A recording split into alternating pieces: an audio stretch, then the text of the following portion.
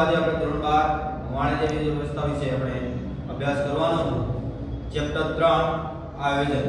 તો ચાલો વિદ્યાર્થી મિત્રો આપણે આયોજન એટલે શું અને આયોજનની લાક્ષણિકતાઓ વિશે આપણે જોઈએ.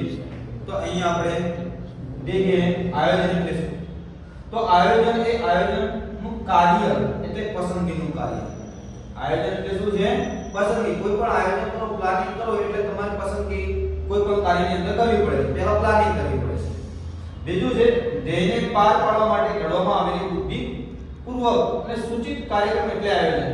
કોઈ પણ તમારો હેતુ નક્કી કરેલો હોય, કોઈ પણ ધ્યેય નક્કી કરેલો હોય તે ધ્યેય ઘડવા માટે તમે તમારા બુદ્ધિપૂર્વક જે વિચારો કરો છો એને સૂચિત કાર્યક્રમની અંદર તમે આયોજન બનાવો છો એટલે પ્લાનિંગ બનાવો છો.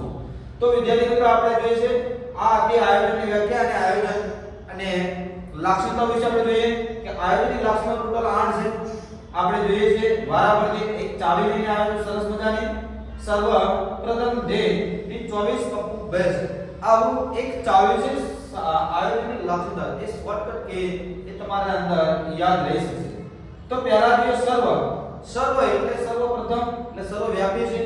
તો આયોજનની પ્રથમ લાક્ષણિકતાની અંદર સર્વવ્યાપી જોઈએ તો આયોજનની સર્વવ્યાપી છે. એટલે આયોજન દરેક ક્ષેત્રની અંદર થઈ શકે છે. એવું નથી કે ભાઈ રાજકારણની અંદર થાય, ધંધાકીય ક્ષેત્રની અંદર થાય કે ભાઈ આ એક ક્ષેત્રની અંદર થાય. ના, બધી જગ્યાએ એની અંદર જરૂર પડે છે.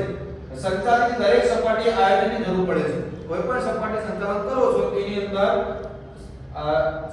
આયોજનની જરૂર પડતી હોય છે.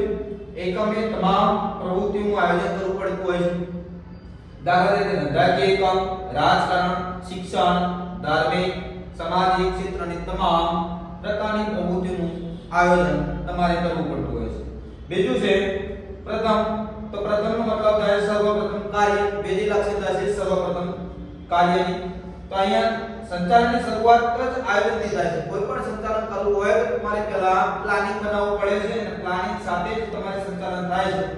તેના આધારે સંચાલન અન્ય કાર્યો જેવા કે વ્યવસ્થા તંત્ર એટલે આપણે પ્રબંધન કહીએ છીએ, દોરવણી એટલે સલાહ, માર્ગદર્શન કહીએ છીએ, સંકલન એટલે જોડાણ અને અંકુશ એટલે કંટ્રોલ જેવા કાર્યોનો અમલમાં મુકાય છે. તમે આયોજન ન થાય તો આ કોઈ એક પણ વ્યવસ્થા જોવા મળતી નથી. તો ત્રીજું છે આપણે સભાન અને બૌદ્ધિક પ્રક્રિયા. ત્રીજી લાક્ષણિકતા છે સભાન અને બૌદ્ધિક પ્રક્રિયા. તો આયોજનમાં તમામ નિર્ણયો સભાનતાપૂર્વક અને ગણતરીપૂર્વકના અંદાજોના આધારે લેવામાં આવે છે. એવું નથી કે ભાઈ તમારે કોઈ પણ જાગૃત અવસ્થાની સભાનતા એટલે જાગૃત અવસ્થાની અંદર આયોજન અને મહત્વના જે નિર્ણયો છે એ તમારા બુદ્ધિપૂર્વક અને સભાન અવસ્થાની અંદર તમે લો છો અને ગણતરીપૂર્વકના તમે અંદાજો મૂકો છો. એ પ્રમાણે અહીંયા આયોજનની અંદર લેવામાં આવતું હોય છે. ચોથું છે પરિવર્તનશીલતા. ચોથું કયું છે? પરિવર્તનશીલતા. પરિવર્તનશીલતા એટલે આયોજન કેવું હોવું જોઈએ? પરિવર્તનશીલતા હોવું જોઈએ. જડ પ્રકારનું આયોજન ન હોવું જોઈએ. તો આયોજન વિવિધ પ્રકારની ગણતરી અને ધારણાઓ કરવામાં આવે છે. આયોજનની અંદર કોઈ પણ આયોજન કરે છે એની ધારણાઓ એટલે સંભાવનાઓ મૂકવામાં આવે છે કે આટલું આપણે આ વર્ષે આટલા અંદાજિતપૂર્વક આપણે જોવા મળશે. તો ધારણાઓ કરવામાં આવે છે અને અંદાજપૂર્વક છે પરિવર્તનશીલ હોવું જરૂરી છે કે જે પ્રમાણે બજારની અંદર કે જે પ્રમાણે તમે આયોજન કરો છો તો આયોજન તે પરિવર્તન થઈ શકે. એ જળ પ્રકારનું ના થાય. એક વખત આયોજન કર્યા પછી એની અંદર પરિવર્તન ન આવે તો એ આયોજન નિર્ગત નીવડે છે, નિષ્ફળતાને પામે છે. બીજું છે પાંચમી લાક્ષણિકતા છે ચોકસાઈ. કોઈ પણ આયોજન કરો તો ચોકસાઈપૂર્વક હોવું જોઈએ. તમારા ધ્યેય નક્કી કરેલા હોવા જોઈએ અને ચોકસાઈ ખાતરીપૂર્વક હોવું જોઈએ. તો આયોજન ભવિષ્ય માટે હોય છે. કોઈ પણ આયોજન કરો છો તો ભવિષ્યના તમારા વિચારો તેમાં કોઈ પણ બાબતનું ધ્યાન દીધેલું હોય તો તેનો અભ્યાસ કરવો પડે છે.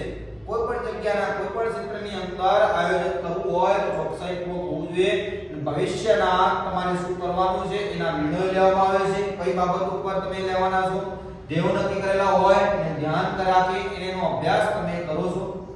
બીજા છે પૂર્વાનુમાન અનુમાન અનિવાર્ય છે, વિકલ્પોની યાદી છે અને ભવિષ્ય સાથેનો સંબંધ છે. તો આપણે આવતા લેક્ચરની અંદર જે ત્રણ લાક્ષણિકતાઓ છે એ ત્રણ લાક્ષણિકતાઓ વિશે આપણે ચર્ચા કરીશું.